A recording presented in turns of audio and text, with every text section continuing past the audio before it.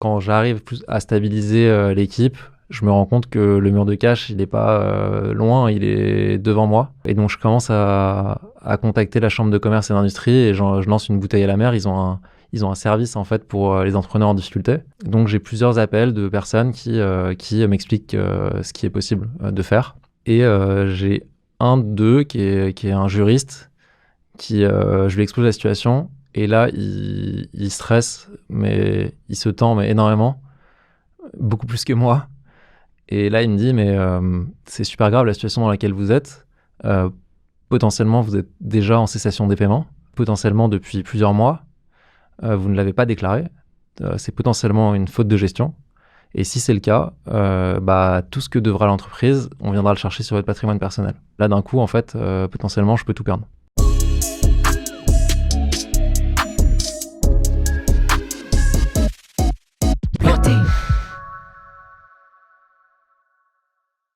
Je m'appelle Nicolas Langlais-Estinto, je suis le cofondateur de Pérouse et j'ai 33 ans.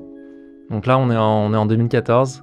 On part en voyage avec 2 amis en Amérique du Sud, au Pérou, à sac à dos, juste faire un voyage touristique, quoi. Et en fait, dès les premiers jours à Cusco, on tombe sur des baskets à motifs ethniques Inca et on flash dessus, on les achète. Et ensuite, pendant tous les jours qui ont suivi, on faisait comme si c'était nos créations et comme si c'était notre boîte. Donc, on prenait des photos presque de shooting pour les vendre. On parlait de comment lancer cette éventuelle marque, etc. Et ça nous obsède en fait pendant une bonne partie des 6 semaines du voyage, quoi.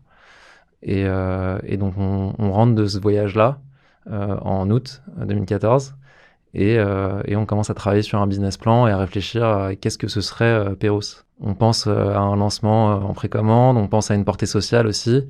Le premier truc qu'on fait, c'est de contacter une association qui s'appelle Los Chicos de Cusco et on leur propose que pour chaque produit qu'on vendra sur cette future marque, il y aura une journée d'école financée à des enfants défavorisés. On avait vraiment ce côté inspiré un peu par Tom's Shoes ou Veja à l'époque, d'avoir une action positive qui soit liée à un acte d'achat. Donc là, on n'a rien, on a un partenariat avec une asso qui dit bah ouais, on verra quoi, parce que pour l'instant, on part de nulle part.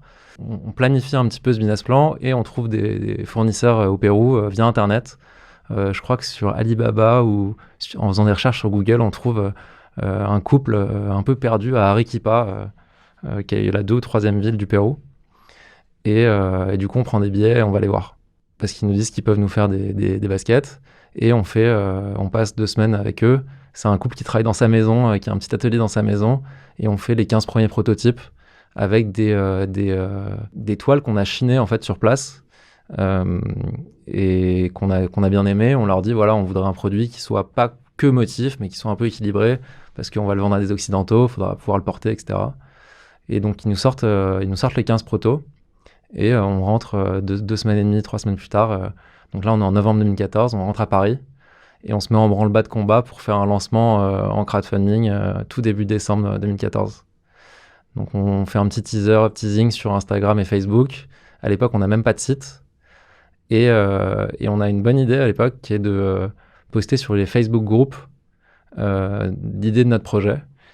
Et en fait, là, on monte très rapidement... je crois, 10, 15 000 followers sur Facebook avant même de lancer le projet, quoi. Et le jour où on lance notre campagne, l'idée, c'est de vendre 200 paires. Donc là, on est tout début décembre 2014. Et en fait, cet objectif-là, on l'atteint en même pas 1 heure. Et ouais, on vend, je crois, le premier jour, une 300aine de paires qui sort un peu de nulle part, quoi. La campagne, elle dure 45 jours. Elle finit mi-janvier. Et au bout de ces 45 jours, on a vendu quasiment 2000 paires en précommande, plus de 100 000 euros. Et la marque, elle est partie, quoi, du coup.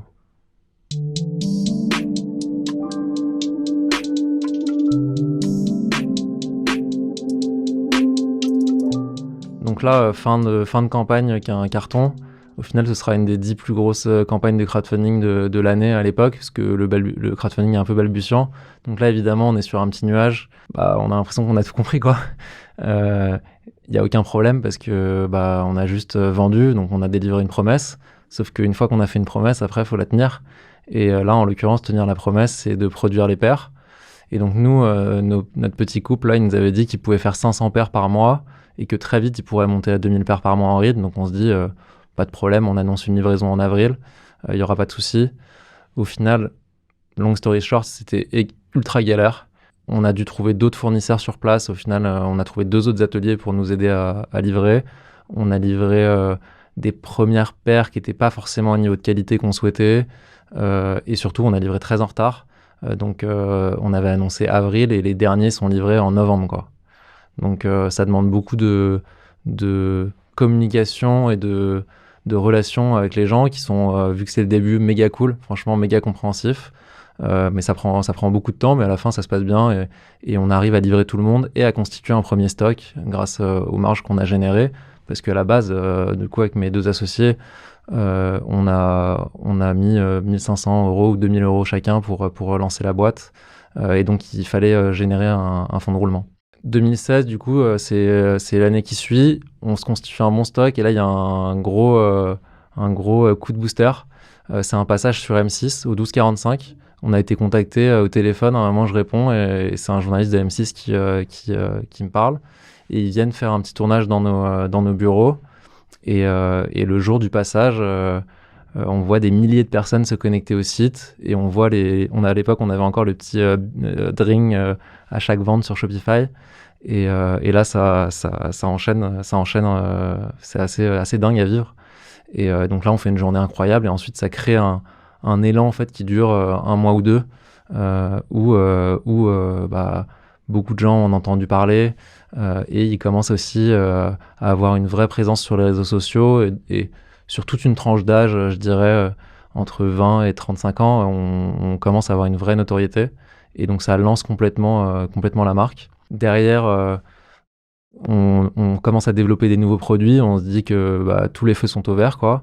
Au début, donc, on était monoproduit avec une basket en toile, on développe des baskets en daim, des baskets en cuir, on développe un modèle de sac à dos, on lance une autre marque avec de la laine d'alpaga et qui fait un départ énorme où, pareil, on vend en 8 jours, on vend plus de 2000 pulls pour 150 000 €.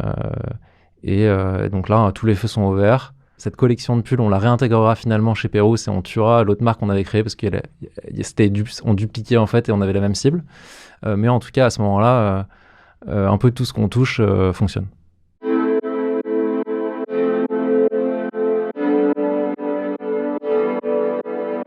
Donc là, on arrive en 2018 et on marche très bien en e-commerce et on a quand même une intuition, c'est que être 100% e-commerce, on va atteindre potentiellement un plafond de verre. On commence à se forger une conviction sur l'omnicanalité, donc le côté avoir aussi une boutique et que ces différents canaux communiquent entre eux et s'alimentent.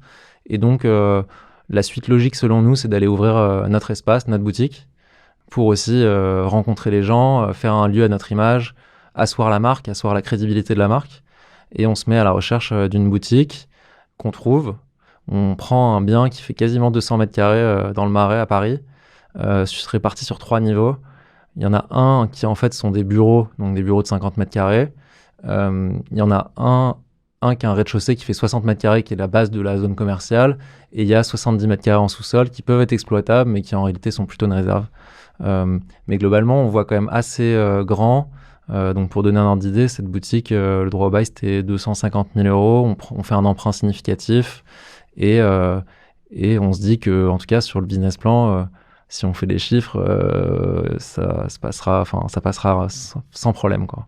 Donc là, ouverture de boutique, c'est un peu c'est une consécration parce que, enfin, c'est quelque chose qui se matérialise. On fait une soirée d'inauguration, il y a 300 personnes, nos familles, nos potes. Il y a des articles dans la presse. Les parents, ils comprennent enfin ce qu'on fait et ils sont pas là en train de se dire que ton projet étudiant, c'est sympa, mais il va falloir commencer à travailler. Ils comprennent enfin qu'en fait, il y a vraiment quelque chose qui se passe. Et donc, ouais, on est dans un état d'esprit où, on est fiers. On est fiers d'avoir un lieu à notre image et qui est pensé, qui est réfléchi, où on a mis un peu nos tripes, quoi. Et donc, ouais, gros sentiment de fierté à ce moment-là. Donc là, on ouvre la boutique et on est full énergie, on est trop, trop heureux et hâte de voir ce que ça va donner. Et en fait, tout de suite, au moment où on ouvre, c'est le premier week-end des Gilets jaunes, donc un des premiers samedis qui est, il me semble, soit le 15, soit le 20 novembre. Et du coup, grosse, comment dire, gros bordel, j'ai envie de dire, parce que nous, on est dans le Marais, rue de Turenne, qui est parallèle à l'axe qui est entre Bastille et République, qui est le centre névralgique en fait des manifestations. Et on part sur 54 samedis de suite, où tous les samedis, en fait, c'est les rangées de policiers devant notre boutique, c'est des vitrines dégradées, c'est c'est le bordel, quoi. Sachant que le samedi, en retail, surtout dans la zone où on est, c'est 40% du chiffre d'affaires de la boutique. Donc, on est un peu moins euphorique, du coup, on prend quand même un gros reality check. On est rattrapé par la réalité, quoi. Et aussi, on voit qu'on a du mal à percer un plafond de verre. On se rend compte que ça fait 4 ans, on a un peu fait le tour de ce qu'on pouvait apporter sur la mode avec des motifs ethniques. Et on commence à moins prendre de plaisir, je pense, sur l'activité. Ça fait un peu enfant gâté parce que en fait, jusqu'à maintenant, tout s'est bien passé. Et là, ça se passe un peu plus mal. Donc, en direct, on remet en question un peu ça. Mais c'est un peu la réalité. Et avec mes associés, on commence à réfléchir, à se dire, bon, on a une dynamique qui est quand même bonne. Est-ce que c'est pas le meilleur moment pour sortir maintenant, quoi, et essayer de céder l'entreprise?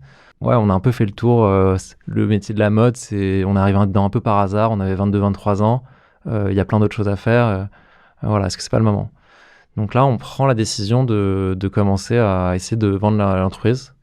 On approche certains de nos concurrents, dont un concurrent hollandais, qu'on va visiter et présenter le dossier en Hollande. Donc là, on est aux alentours de été 2019. Ça fait 9 mois, 10 mois que la boutique est ouverte. On est toujours au cœur des manifestations des Gilets jaunes et ouais, on est en train d'essayer de trouver des prospects pour reprendre la boîte. Ensuite, il y a toutes les manifestations qui sont liées à la réforme des retraites, qui ont lieu en novembre, décembre, janvier 2020, entre 2019 et 2020. Et donc là, toujours compliqué sur les samedis. Et mars 2020, le Covid arrive.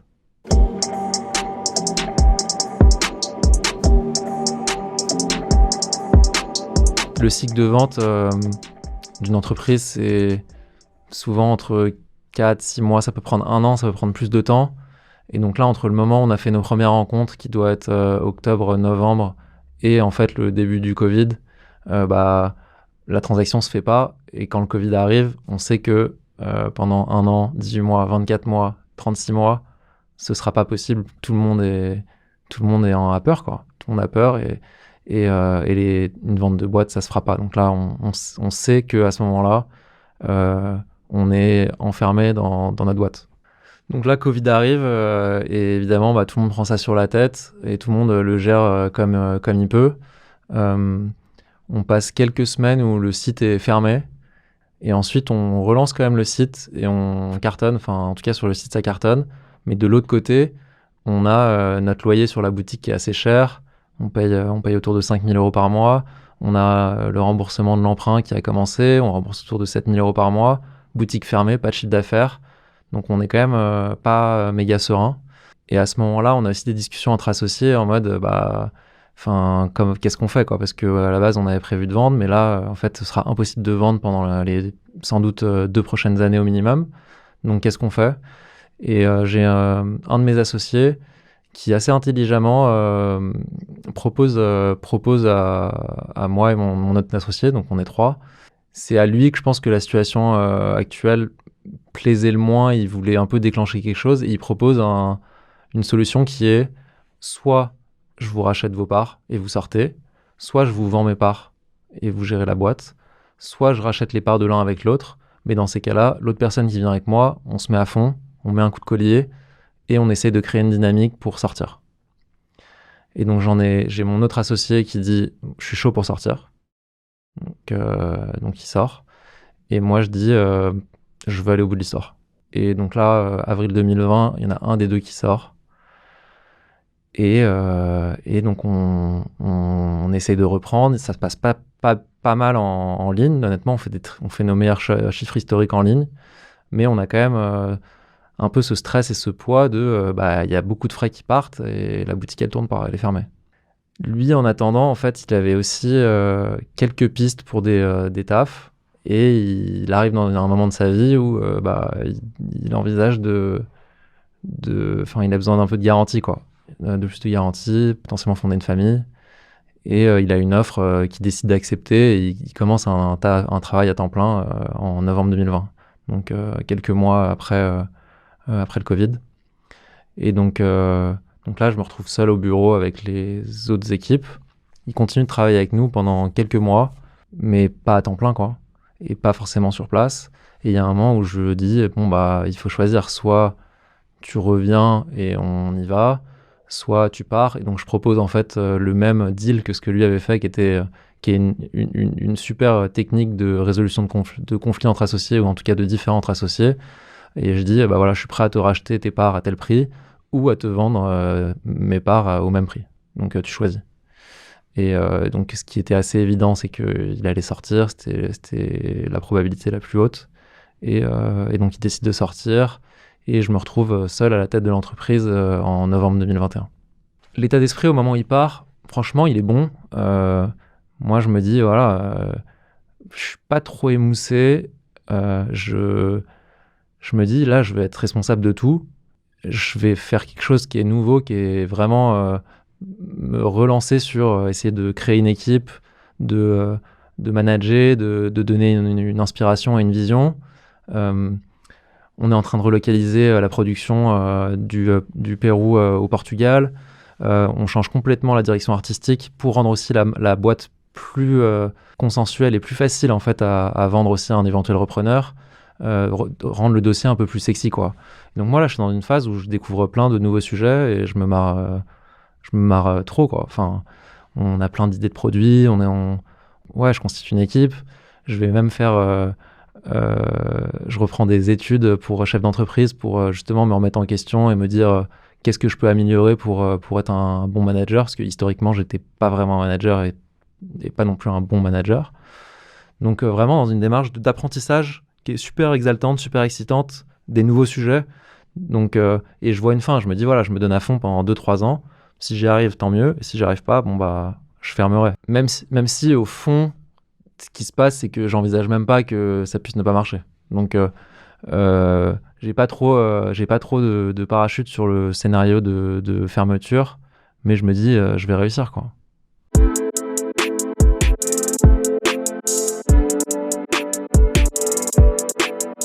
La suite, en fait, c'est que en 2022, il y a 2 événements. Il y a le début de la guerre en Ukraine, d'une part, et d'autre part, il y a une mise à jour de publicité Meta, Google, qui est notre canal d'acquisition principal. Il y a une inflation qui est forte, et tout le monde après le Covid a fait des plans pour être meilleur en e-commerce. Et tout le monde devient fort en e-commerce et tout le monde vient sur les mêmes canaux d'acquisition. Et donc, pour donner un ordre d'idée, là où nous, quand on faisait de la publicité, on payait 1 en 2018, en 2022, on paye 4. Ajoutez à cela que la concurrence, elle est méga exacerbée. On était 50 marques DNVB en 2016, il y en a quasiment 1000 en 2023. Les coûts de prod, on a relocalisé la prod au Portugal en 2022, on prend des plus 20% sur les coûts de production. Et donc là, le modèle économique commence à vaciller un petit peu, d'une part. Et puis la demande, en fait, on a du mal à rester même... je parle même pas de croissance, juste de rester stable, quoi. On sent que les gens font des arbitrages de consommation. La mode responsable, c'est pas du tout un achat de première nécessité. Et on trinque un petit peu en termes de demande. Et donc là, moi, j'essaie d'adapter la structure de l'entreprise, tirer un peu les coûts vers le bas, essayer de faire vraiment attention à chaque dépense. Mais en fait, ce qui se passe, c'est qu'il y a une course contre la montre qui s'enclenche parce que d'un côté, il y a des emprunts qui sont à rembourser, il y a des loyers qui sont à rembourser, donc il y a un minimum d'activité qui est nécessaire pour juste être à l'équilibre. Mais même quand tu es à l'équilibre, c'est pas suffisant, parce que le fait d'être à l'équilibre, c'est juste comptable. Mais de l'autre côté, quand tu rembourses de la dette, c'est du remboursement qui vient en plus. Donc même si tu avais 100 000 euros sur le compte au début de l'année, tu fais 0, mais que tu as remboursé 50 000 euros dans l'année, il te reste plus que 50 000, l'année suivante, il te restera 0. Et c'est un peu la situation dans laquelle je me suis retrouvé. Et là, je vois le mur qui commence à grossir un petit peu au loin. Il se rapproche petit à petit, mais je sais que je suis sur des rails et qu'il n'y a pas moyen de tourner, il n'y a pas moyen de naviguer. Il est là, quoi. Il arrive. Donc 2022, c'est aussi un peu les montagnes russes avec les équipes. Donc quand je me suis retrouvé seul, j'ai pris une personne qui était en free à ce moment-là, en CDI. Cette personne-là part en février, donc c'est un peu le premier coup dur parce que c'était une personne qui était importante. Et ensuite, j'ai un peu des départs en cascade. Donc on était 7, 5, 6, 7 en février. Et août, il n'y a plus personne. Même la responsable de boutique part. Et je rentre de vacances et donc il faut que je sois en boutique, au bureau, enfin il faut que je sois partout. Et enfin là c'est vraiment dur parce que complètement seul. Il y a une masse de travail pour 5-6 personnes et donc et il faut recruter. Donc en fait t'as le temps pour rien, quoi. T'es complètement, tu sais même pas par quoi commencer, quoi. Heureusement, je trouve des personnes qui me rejoignent en septembre assez rapidement. Donc une personne, 2 personnes. On recrute encore 2-3 personnes en novembre-décembre. Encore une ou deux en février ensuite. Et donc là, j'arrive à remonter une équipe. Il faut les former, mais j'arrive à la reprendre de l'air et à souffler un tout petit peu et à me dire, ok, là, ça commence à être un peu géré et je peux me concentrer sur mes sujets, quoi, tout simplement. Et donc ça c'était vraiment très dur en termes d'énergie. Ça a demandé énormément de ressources d'énergie, très fatigant. Et en fait, quand j'arrive plus à stabiliser l'équipe, je me rends compte que le mur de cash, il n'est pas loin, il est devant moi. Et donc je commence à contacter la chambre de commerce et d'industrie et je lance une bouteille à la mer. Ils ont un service en fait pour les entrepreneurs en difficulté où c'est un genre d'appel à l'aide, quoi, et il y a quasiment tout le monde qui t'appelle, l'URSSAF, juriste, chambre de commerce. Et donc j'ai plusieurs appels de personnes qui m'expliquent ce qui est possible de faire. Et j'ai un d'eux qui est un juriste qui je lui expose la situation et là il stresse, mais il se tend mais énormément, beaucoup plus que moi. Et là il me dit mais c'est super grave la situation dans laquelle vous êtes. Potentiellement vous êtes déjà en cessation des paiements, potentiellement depuis plusieurs mois, vous ne l'avez pas déclaré, c'est potentiellement une faute de gestion. Et si c'est le cas, tout ce que devra l'entreprise, on viendra le chercher sur votre patrimoine personnel. Alors que normalement, ma responsabilité, elle est limitée à mes apports, donc mon capital social, donc globalement, pas grand-chose. Enfin, c'était juste les 1 500 euros, 2 000 euros qu'on avait mis au début, donc c'était pas très grave. Mais là, d'un coup, en fait, potentiellement, je peux tout perdre.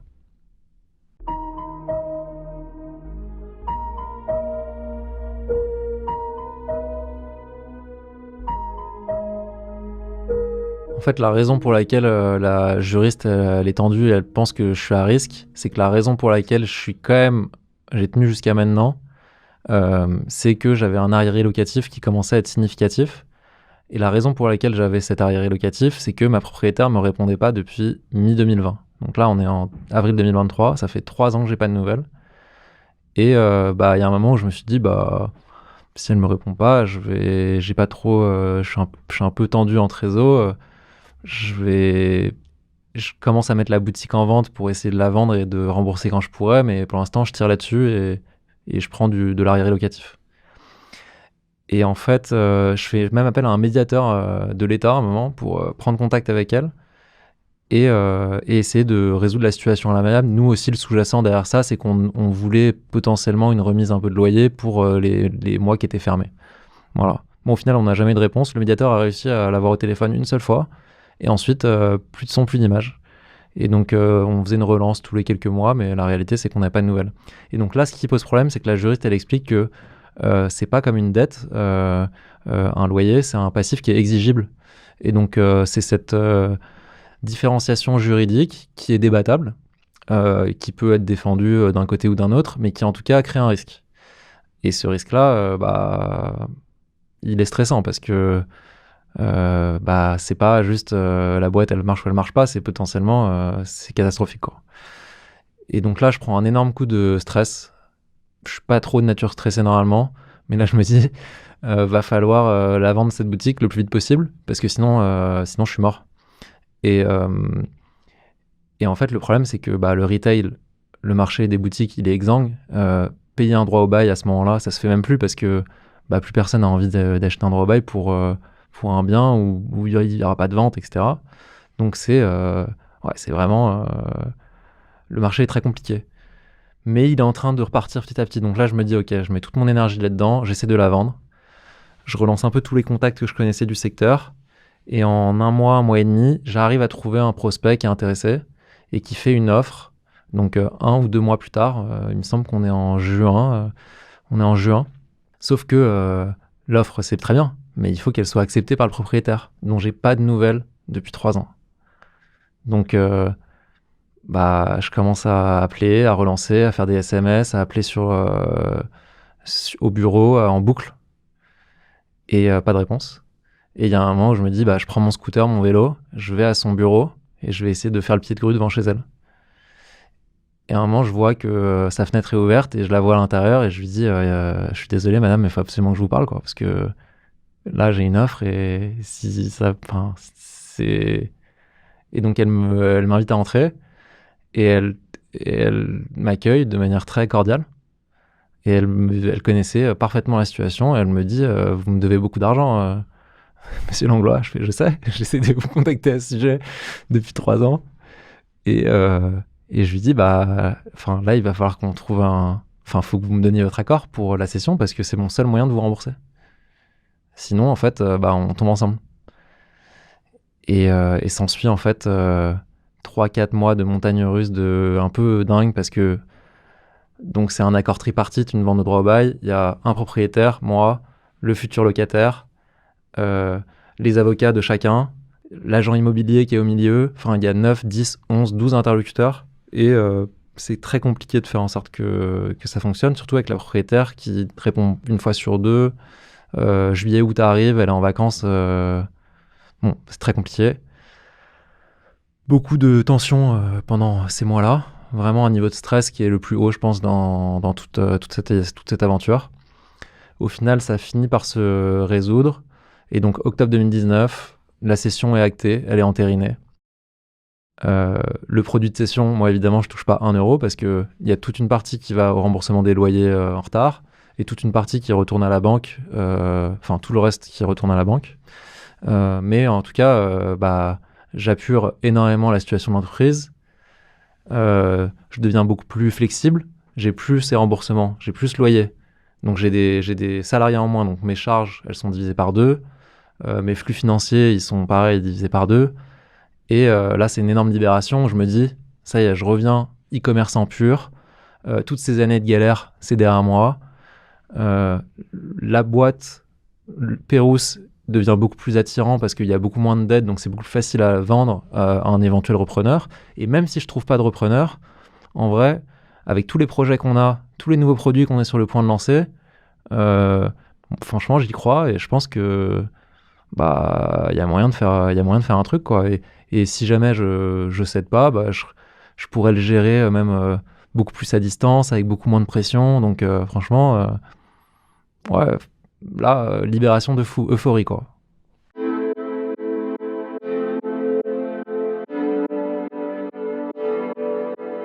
C'est la première victoire depuis vraiment 2020.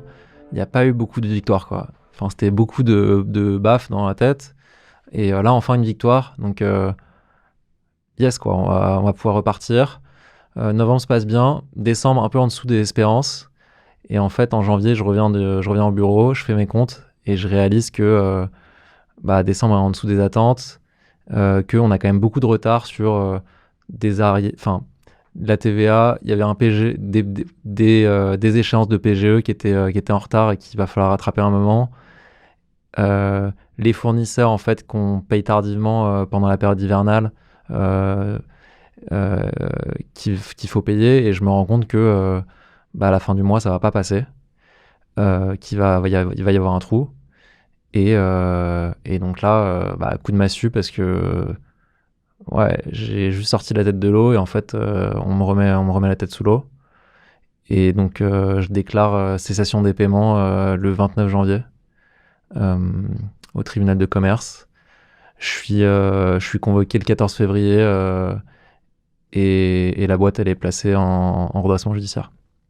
On a le choix en fait quand on fait cette déclaration, soit de se mettre en liquidation immédiate, soit en redressement, mais j'ai encore espoir en fait que mes prospects, parce qu'à ce moment-là j'ai quand même pas mal de prospects, vont se positionner et vont potentiellement racheter la boîte et continuer l'histoire.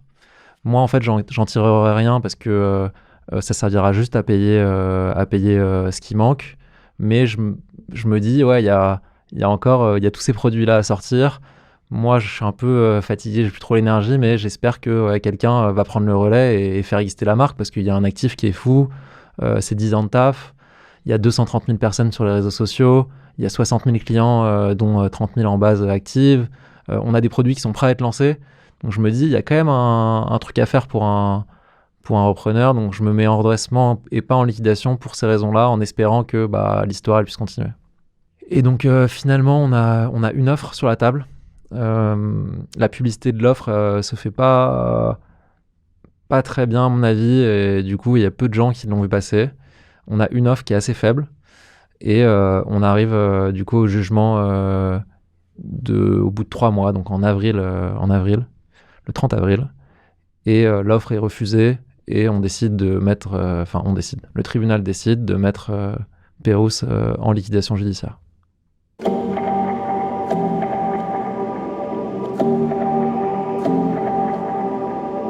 Et donc là, au sortir du jugement, il y a le liquidateur qui vient me voir, et normalement, dans ces cas-là, il récupère le stock et il le passe à un commissaire-priseur pour le vendre aux enchères. Mais là, c'est un jeune, et il est assez malin, et il me demande si je peux rester un mois de plus pour vendre le stock en ligne, euh, parce qu'il sait que en fait, j'en tirerai une bien meilleure valeur, quoi. Euh, et donc j'accepte, et j'annonce à la fois à nos clients et sur les réseaux sociaux, dont LinkedIn, que Pérouse, c'est bientôt la fin, que l'entreprise va fermer. Et là, on est 2-3 jours après ce jugement. Et là, on fait la meilleure journée ever de la marque. On fait plus de 16 000 euros de vente dans la journée, en 24 heures. Et c'est le record absolu de l'histoire, le jour où j'annonce que l'entreprise ferme. Donc les sentiments, forcément, ils sont mélangés. Il y a quand même un côté excitation de faire un bon score. Il y a un côté un peu hébété, un peu pourquoi maintenant. Et au final, du coup, je continue de vendre ce qui reste. Il restait quasiment plus rien dans le stock. On vend toutes les pièces qui restent pour une cinquantaine de milliers d'euros. Et à la fin, au 30 ou 31 mai, il reste plus une pièce dans le stock, il reste plus rien. Plus rien. Au final, je suis quand même assez satisfait d'un certain côté de voilà, j'ai fait mon job, le travail il est bien fait, je sors, il n'y a même plus une pièce en stock. Et en plus, ces ventes-là, elles permettent de rembourser quasiment l'ensemble des créanciers de ce qui manque. Donc il y a une casse qui est très faible. Donc ouais, une sortie qui au final est assez presque gratifiante. Enfin, en tout cas, c'est une période que j'ai bien aimée.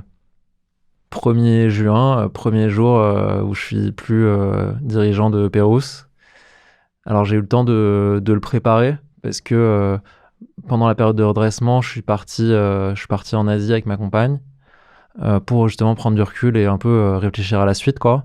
Donc je continuais de gérer l'entreprise à distance, mais j'avais aussi la capacité et la possibilité de me nourrir et de m'ouvrir et de commencer à réfléchir à la suite. Et donc quand le 1er juin 2024 arrive, là vraiment pour moi c'est l'euphorie. Enfin, je sors de cette prison qui a duré 4-5 ans, tout est possible à nouveau. Tout est possible. Et ouais, j'ai enfin un nombre de chemins qui est illimité. Je suis pas bloqué dans un seul chemin. Ouais, les idées s'affusent un peu dans tous les sens. J'ai une quinzaine d'idées soit de projets, soit de secteurs, soit d'entreprises à rejoindre ou à monter ou de gens à consulter. Enfin, il y a énormément d'idées, quoi. Et par contre, je sais que je vais devoir les réduire avec le temps pour en choisir une. Mais en tout cas, pour l'instant, je prends le temps de m'instruire sur plein de sujets différents, de provoquer les choses, d'avoir un peu de sérendipité, de provoquer des choses. Il y a quand même pas que des hauts, il y a aussi des moments où je me remets vachement en question et rationnellement, je sais que je vais pouvoir être utile à d'autres endroits, mais il y a une petite voix dans ma tête qui, parfois, quand je suis au restaurant, je me dis putain, mais je pourrais pas être serveur, j'arriverai pas à gérer un restaurant, c'est trop compliqué, c'est trop dur.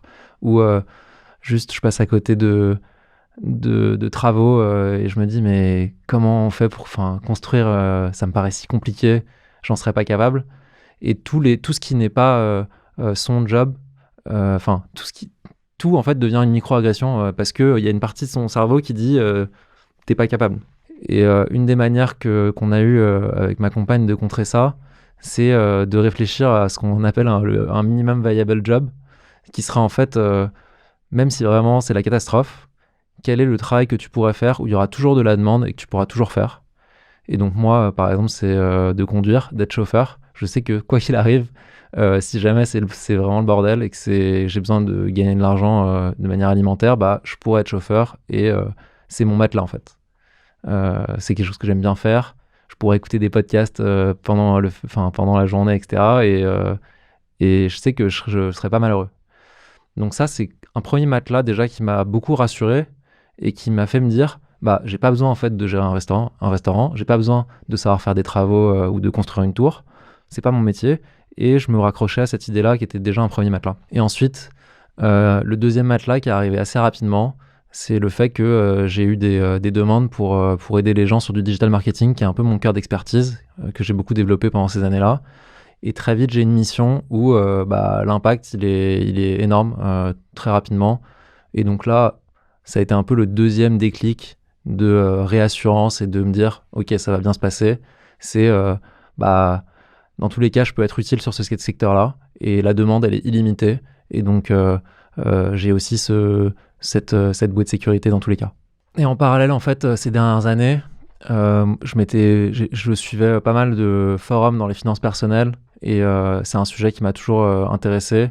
J'ai eu, avant Pérouse, j'ai été joueur de poker et donc j'avais généré un capital que j'ai géré depuis une quinzaine d'années. C'est un sujet qui m'a toujours intéressé. J'avais failli monter une boîte. Quand on avait décidé de vendre en 2019 Pérouse, j'avais commencé à rédiger un business plan sur une boîte dans l'épargne salariale et l'épargne retraite. La finance, c'est un sujet qui m'intéresse. Et donc, j'échange depuis quelques mois, autour d'un an, avec un gars que j'ai rencontré en ligne sur un forum. Et ce gars-là a fait un gros exit dans une boîte tech. Enfin, il a gagné de l'argent il y a 2 ans. Il a commencé à le gérer. Il s'est intéressé à ces sujets. Et c'est comme ça qu'on a été amené à discuter. Et il commence à être chaud pour monter un projet, sachant qu'il a des compétences qui sont très complémentaires aux miennes en termes de développement de produits. Et donc, on commence à discuter, à se monter un peu la tête sur lancer un projet. Donc là, on est en septembre. Il convainc une personne avec qui il travaillait, qui a beaucoup d'expérience en tant que directeur tech, engineering manager, dans des boîtes comme La Fourchette, comme Lucas, de rejoindre l'équipe. On se rencontre, du coup, je vais les voir à Nantes. Et très rapidement, il y a une bonne adéquation, une bonne entente. Et on se dit qu'il y a un truc énorme à faire sur ce secteur-là. Et on est méga partant pour aller aller apporter vraiment une grosse différence à ce secteur des finances personnelles. Et donc concrètement, en fait, ce qu'on est en train de développer, c'est un outil pédagogique pour apprendre les concepts clés des finances personnelles qui seront adossés à des outils pour définir une stratégie et savoir où investir, comment investir. Donc j'appelle ça aussi un genre de Duolingo des finances personnelles parce que l'idée, ça va être de rendre un sujet qui est parfois un peu rébarbatif et de le rendre extrêmement exaltant, extrêmement intéressant, avec un apprentissage ludique et sur un sujet qui est central en fait pour tout le monde. Et on est convaincu qu'on peut avoir un impact énorme sur l'épargne de tout un chacun, en particulier ceux qui n'ont pas eu accès à la culture financière. Et donc voilà, là on est en train de développer l'outil et le parcours pédagogique, et on s'éclate tout simplement à créer ce truc-là. Et on a hâte de pouvoir de le lancer et le confronter au marché. Ça devrait arriver relativement rapidement. En théorie, je pense courant janvier 2025. Et donc, hâte d'avoir les premiers retours, de pouvoir toucher les premiers outils et d'avoir les retours des utilisateurs. Là, on est en train de lancer très rapidement, et ensuite, on va avancer avec notre communauté d'utilisateurs. Et je suis convaincu qu'on va aller assez vite.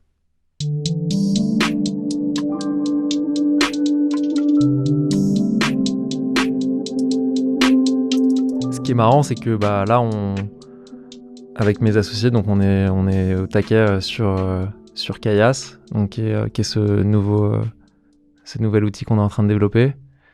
Et je pensais pas en août ou en septembre que j'allais aussi rapidement rebondir sur un autre projet. Je me disais que j'allais faire des missions de freelance pour me nourrir en fait d'autres entrepreneurs, ou que j'allais potentiellement passer par une phase de salariat pour me stabiliser avant de repartir. Et en fait, la réalité, c'est que j'avais pas mal exploré mes curiosités et mes passions. Et en fait, cette curiosité, elle a mené à cette rencontre-là, qui est quand même assez étonnante, parce que c'est une rencontre qui s'est faite en ligne, sur un forum. Donc, en fait, c'est accepter aussi la part de hasard qu'il peut y avoir dans les différents cheminements, et le fait de toujours explorer ses curiosités et ne pas forcément chercher un rendement immédiat dans cette exploration de la curiosité, parce que en fait, parfois ça va donner quelque chose, parfois rien, mais en tout cas à chaque fois on apprend et on s'amuse. Et moi là, je me suis amusé même pendant la période qui était compliquée avec Pérouse, je m'amusais. Et là en ce moment, je m'éclate. Et c'est la même situation qu'au début de Pérouse, où en fait au début, il n'y a pas encore les problèmes, donc c'est très facile de s'amuser. Après, il faut réussir à continuer à s'amuser malgré le fait qu'il y a plus de problèmes, parce que dans l'entrepreneuriat et dans les projets, il y a toujours des choses qui ne se passent pas comme on le voudrait. Mais en tout cas, voilà, je me projette énormément. Et voilà, le seul conseil, c'est ça, c'est explorer ses curiosités et laisser aussi le hasard parfois faire les choses. On n'est jamais pleinement préparé à planter sa boîte. Alors informer, accompagner les dirigeants, les indépendants, c'est notre mission avec Planté, et c'est aussi la mission de notre partenaire, l'association GSC, l'assurance perte d'emploi des dirigeants d'entreprise. Merci donc à la GSC de nous donner les moyens de faire entendre ces témoignages en héritage à la nouvelle génération d'entrepreneurs. Au fil des épisodes, vous aurez au moins une certitude: quand on plante, on repousse. Planté.